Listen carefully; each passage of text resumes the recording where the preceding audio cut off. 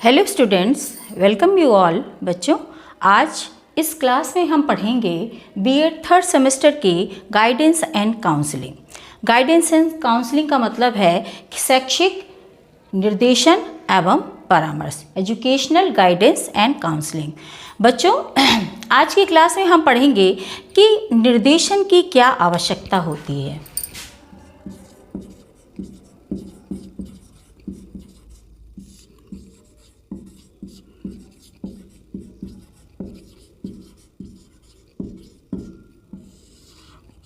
निर्देशन की आवश्यकता मतलब नीड ऑफ गाइडेंस। क्या नीड है इसकी? तो मैंने आपको बताया था कि गाइडेंस तभी दी जाती है जब किसी व्यक्ति या बालक को कोई समस्या होती है।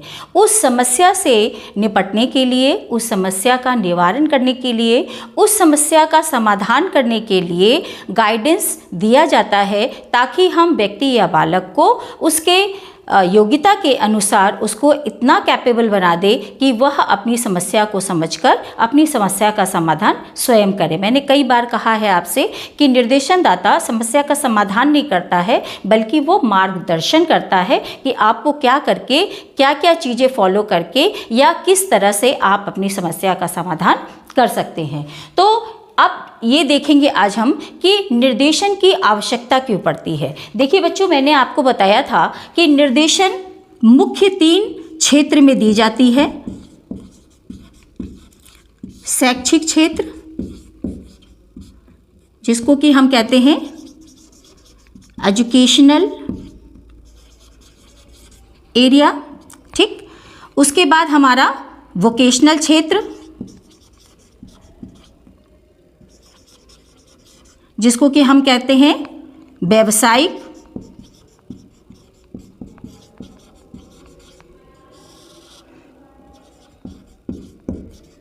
और तीसरा हमारा आता है पर्सनल,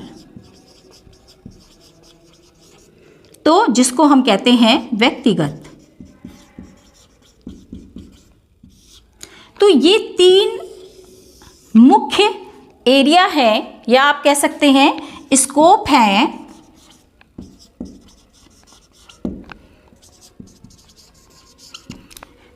किसके? निर्देशन के। जब भी हमें निर्देशन मुख्य रूप से इन क्षेत्रों पर देना होता है। तो बच्चों, वोकेशनल क्षेत्र अगर हम देखें तो वोकेशनल क्षेत्र में निर्देशन की आवश्यकता क्यों पड़ती है? क्योंकि निर्देशनदाता उस समय बालक को ये समझ में नहीं आता है कि हमें कौन से रोजगार के अवसर हमारे लिए बने हैं, या किस रोजगार के लिए कौन सा प्रशिक्षण लेना आवश्यक है, या उस रोजगार को प्राप्त करने के लिए या उस जॉब को प्राप्त करने के लिए हमें कौन कौन से विषयों का चयन करना चाहिए, हमें किन किन अपनी रुचि के अनुसार हम कौन कौन से विषय को ले सकते हैं। ये सारी चीज़ों की जानकारी हमें निर्देशनदाता कहीं ना कहीं वोकेशनल गाइडेंस के थ्रू देते हैं। पर्सनल गाइडेंस की अगर हम बात करें बच्चों, तो पर्सनल गाइडेंस में विभिन्न प्रकार के घरेलू समस्याएं होती हैं, जिससे बच्चा स्ट्रेस में आ जाता है या व्यक्ति स्ट्रेस में आ जाता है और वो कोई ना कोई गलत कदम उठाने के लिए तैयार रहता है। कभी कभी निर्णय इतने गलत हो जाते हैं कि जीवन बहुत कठिन हो जाता है। तो इसके लिए भी हमें समय समय पर निर्देशनदाता की ज़रूरत पड़ती है, और व्यक्तिगत निर्देशन के माध्यम से वह हमें इस काबिल बना देता है कि हम अपनी समस्या का समाधान स्वयं कर सकें। तो ये 2 तो आपको मैंने बताया कि ये क्षेत्र तो बहुत इंपॉर्टेंट है ही हैं, लेकिन हम चूंकि ये पढ़ रहे हैं एजुकेशनल गाइडेंस एंड काउंसलिंग, तो आज हम बच्चों देखेंगे कि शैक्षिक क्षेत्र में, मतलब शिक्षा के क्षेत्र में निर्देशन कितना आवश्यक है और क्यों आवश्यक है।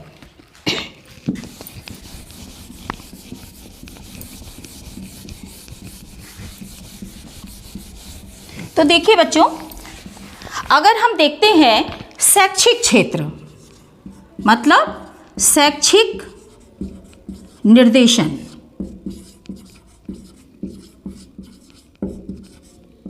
ठीक है। तो एजुकेशनल गाइडेंस जो है, हमारा शैक्षिक निर्देशन जो है, वो 3 लेवल पर दिया जाता है। अगर क्वेश्चन आता है कि शैक्षिक निर्देशन डिफरेंट लेवल पर, मतलब डिफरेंट स्तर पर किस तरह से इसकी आवश्यकता होती है। तो यहाँ पर डिफरेंट स्तर का मतलब है, डिफरेंट लेवल का मतलब है कि हम उसे प्रारंभिक स्तर पर देखेंगे, माध्यमिक स्तर पर देखेंगे और उच्च स्तर पर देखेंगे। तो तीन स्तर बच्चों हैं। एक है प्रारंभिक स्तर,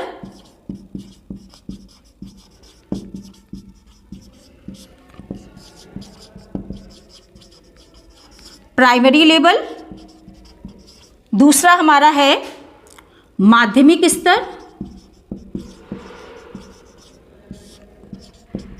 जिसको हम कहते हैं इंटरमीडिएट लेवल, और तीसरा हमारा कौन सा है बच्चों? तीसरा हमारा है उच्च माध्यमिक स्तर, जिसको कि हम कहते हैं हाई सेकेंडरी लेवल। तो इन तीनों लेवल पर हमारी निर्देशन की आवश्यकता समय समय पर पड़ती रहती है और हमारे निर्देशनदाता प्रारंभिक स्तर पर निर्देशन देते हैं, माध्यमिक स्तर पर निर्देशन देते हैं और उच्च माध्यमिक स्तर पर निर्देशन देते हैं। तो आज बच्चों हम देखेंगे कि प्रारंभिक स्तर पर निर्देशन की क्या आवश्यकता होती है। देखिए, सबसे पहली चीज़ तो आप ये जान लीजिए कि प्रारंभिक स्तर पर निर्देशन की आवश्यकता बहुत कम पड़ती है, क्योंकि बच्चे छोटे होते हैं।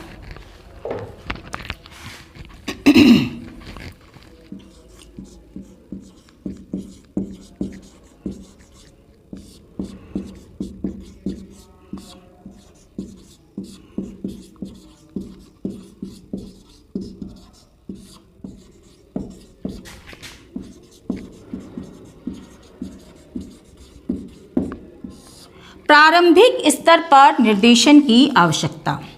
अब देखिए, ये जो है बच्चों 1 से 5 कक्षा तक होती है, 1 से 5 कक्षा तक। यहाँ पर अगर हम उम्र की बात करें तो 6 से 11 आयु के बच्चे होते हैं। ठीक है, प्रारंभिक स्तर पर 1 से 5 कक्षा होती है, क्लास होती है, और 6 से 11 उम्र के बच्चे होते हैं। अब देखिए बच्चों, जो हमारी प्रारंभिक स्तर पर निर्देशन की आवश्यकता, मैंने आपको बताया था कि प्रारंभिक स्तर पर कोई निर्देशनदाता डिप्यूट नहीं किया जाता है, मतलब पर्टिकुलर एक निर्देशनदाता के रूप में कोई वहाँ नहीं होता है, बल्कि कौन निर्देशन देता है? शिक्षक।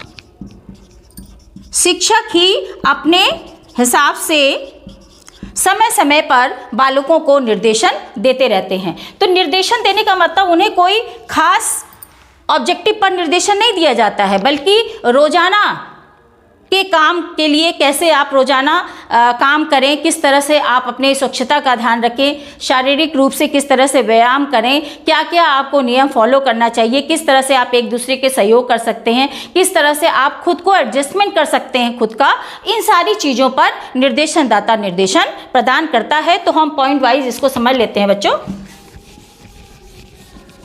देखिए, सबसे पहले अगर बात आती है निर्देशन की आवश्यकता की, तो देखिए सबसे पहले है एडजस्टमेंट, मतलब समायोजन। समायोजन का मतलब क्या है कि निर्देशन के द्वारा बालकों को ये समझाया जाता है कि किसी भी नए विद्यालय में जाकर के, नए परिवेश में जाकर के, नए वातावरण में जाकर के खुद को कैसे अडैप्ट करें, खुद को कैसे वहाँ के अनुकूलन बनाएं, खुद को वहाँ के हिसाब से कैसे खुद को ढालें। तो इन सारी चीज़ों के निर्देशन दिया जाता है कि खुद को हम एडजस्टमेंट कैसे कर सकते हैं। उसके बाद दूसरा अगर बात आती है बच्चों, तो एडजस्टमेंट के बाद उनके अंदर हम अच्छी आदतों का विकास करते हैं। क्या करते हैं? अच्छी आदतों का विकास करने में हम उनकी मदद करते हैं। अच्छी आदत कौन कौन सी होती है? सुबह हमें उठ करके क्या करना चाहिए, सुबह उठ करके हमें मंजन करना चाहिए, नहाना चाहिए, धोना चाहिए, प्रॉपर वे में नाश्ता करना चाहिए, स्कूल आना चाहिए, स्कूल में आकर के हमें सारे स्कूल के नियमों को फॉलो करना चाहिए। तो ये सारी आदतें, जल्दी सोना चाहिए, जल्दी जगना चाहिए। तो ये सारी आदतें जो हैं, कौन कौन सी अच्छी आदतें होती हैं। और पढ़ाई की आदत, सबसे बड़ी तो पढ़ाई की आदत है कि पढ़ाई की आदत उनको लगवाना कि किस तरह से आप ज़्यादा से ज़्यादा अपना टाइम स्टडी में दे सकते हैं। तो इन सारी चीज़ों की इन चीज़ों के लिए शिक्षक समय समय पर अपने बच्चों को निर्देशन देता रहता है। उसके बाद आगे अगर हम बात करें बच्चों, तो रुचि के विकास के लिए, रुचि के विकास के लिए निर्देशन की आवश्यकता पड़ती है। रुचि मतलब आप बालकों को बालकों के अंदर जो भी रुचि है, बालकों को जिस क्रिया के प्रति रुचि है उसकी तरफ, उसकी गतिविधियों में भागीदारी लेने के लिए उनको निर्देशन दें। मान लीजिए किसी की कला में रुचि है, किसी की संगीत में रुचि है, किसी की गायन में रुचि है, किसी की डांसिंग में रुचि है। तो जो भी रुचि उनके अंदर व्याप्त हैं उनको पॉलिश करके और उन्हें उसी क्षेत्र में जाने के लिए उन्हें निर्देशित करना पड़ता है कि आपकी रुचि इस चीज़ में है, इसलिए आपको ये क्षेत्र पकड़ना चाहिए और आप इस पे आप काम करिए। तो उसी गतिविधियों में उनको भागीदारी दिलाने का काम हमारे शिक्षक निर्देशनदाता के रूप में करते हैं। उसके बाद अगर बच्चों हम देखें तो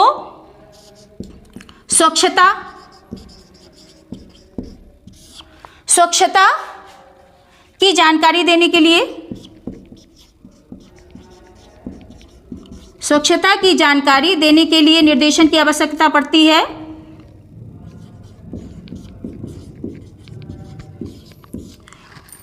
बालकों को निर्देशन देकर के ये बताया जाता है कि स्वच्छ शरीर हमारा, अगर स्वच्छ शरीर है तभी हम स्वस्थ रह सकते हैं, और अगर हम स्वस्थ रहेंगे तभी हम आगे पढ़ाई अच्छे ढंग से, सुचारू ढंग से कर सकते हैं, या कोई भी क्रिया हम तभी सुचारू ढंग से कर सकते हैं जब हमारा शारीरिक स्वास्थ्य सही रहेगा। और शारीरिक स्वास्थ्य हमें कब सही रहेगा? जब हम स्वच्छता से अपने आप को रूबरू करेंगे या फिर हम अपने आप को स्वच्छ रखेंगे। तो स्वच्छता के लिए भी कि किस तरह से आपको सवेरे नहा धो करके अच्छे से तेल सिर पे तेल लगा करके, काजल लगा करके, मतलब आप देखिए प्राइमरी सेक्शंस में इस समय आप देखिए तो बच्चों से टीचर से ये कहा जाता है कि अगर आपके बच्चे गंदे आते हैं तो उनका आप मुंह धुलाइए, उनकी आप कंघी करिए, उनको बताइए कि साफ सुथरे ड्रेस पहन करके आएँ, उनको बताइए कि आप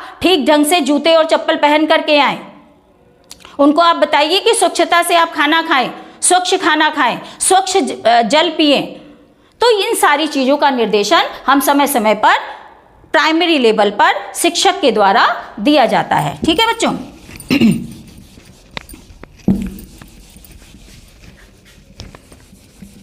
फिर सहयोग की भावना विकसित करने के लिए, सहयोग की भावना विकसित करने के लिए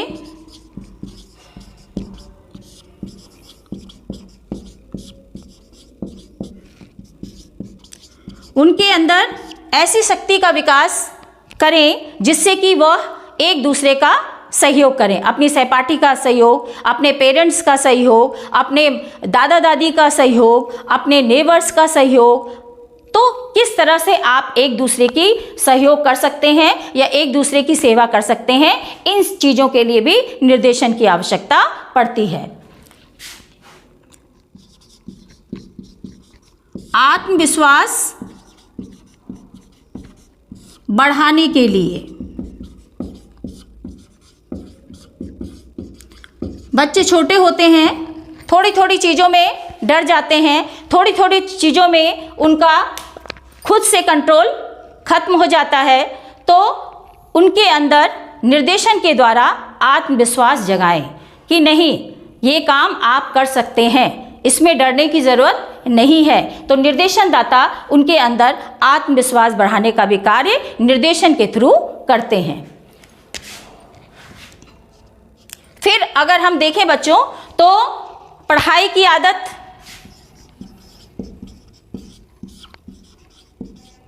पढ़ाई की आदत विकसित करने के लिए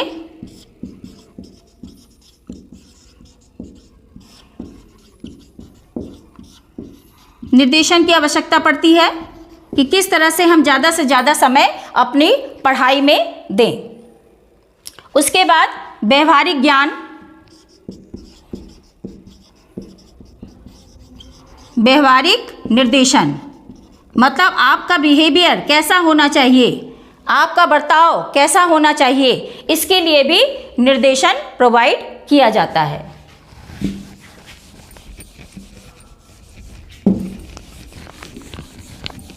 और ये कौन देते हैं? ये शिक्षक ही निर्देशनदाता के रूप में निर्देशन समय समय पर देते रहते हैं। नैतिक विकास के लिए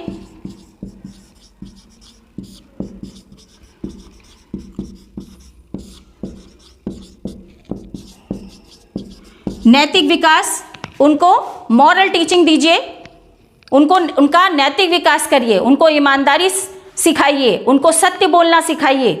तो उनको बताइए कि नहीं, हमें झूठ नहीं बोलना चाहिए, हमें ईमानदारी से काम करना चाहिए, हमें अपने बड़ों का आदर करना चाहिए। आज धीरे धीरे करके हमारे बच्चों के अंदर नैतिक विकास कम होते जा रहे हैं, तो इस पर हमारे शिक्षक निर्देशनदाता के रूप में उन्हें निर्देशित कर सकते हैं कि किस तरह से वो अपने नैतिक विकास कर सकते हैं और किन किन चीज़ों को उन्हें अपने जीवन में फॉलो करना चाहिए। फिर शारीरिक विकास,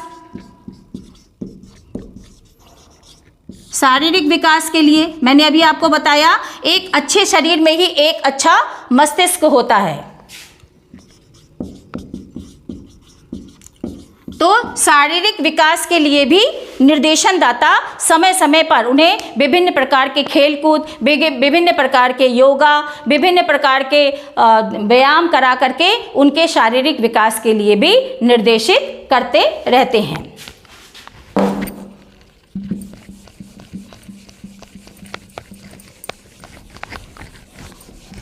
तो कहने का मतलब बच्चों ये है कि निर्देशनदाता प्राइमरी लेवल पर, अगर हम प्रारंभिक स्तर पर देखें तो कोई निर्देशन उनको कोई खास निर्देशन के रूप में या निर्देशनदाता के रूप में उन्हें निर्देशित नहीं करते हैं, बल्कि उनके अंदर एक अच्छी आदत विकसित करने के लिए और एक अच्छा ह्यूमन बीइंग बनने के लिए उन्हें कुछ नियम, कुछ चीज़ें जो वो नहीं जानते हैं, क्योंकि छोटे बच्चे हैं, उनको समझ नहीं है, तो उनके अंदर उन समझ को विकसित करने के लिए शिक्षक निर्देशनदाता के रूप में समय समय पर बच्चों को निर्देशित करता रहता है। तो आज के क्लास में बच्चों हमने देखा कि निर्देशन की आवश्यकता प्राइमरी लेवल पर, मतलब प्रारंभिक स्तर पर, मतलब 1 से 5 तक के बच्चों को हम किस तरह से प्रोवाइड कर सकते हैं और वहाँ पर निर्देशन की क्या आवश्यकता होती है। तो आज के लिए इतना ही। नेक्स्ट क्लास में नेक्स्ट स्तर पर बताऊंगी कि किस तरह से निर्देशन की आवश्यकता होती है। Thank you.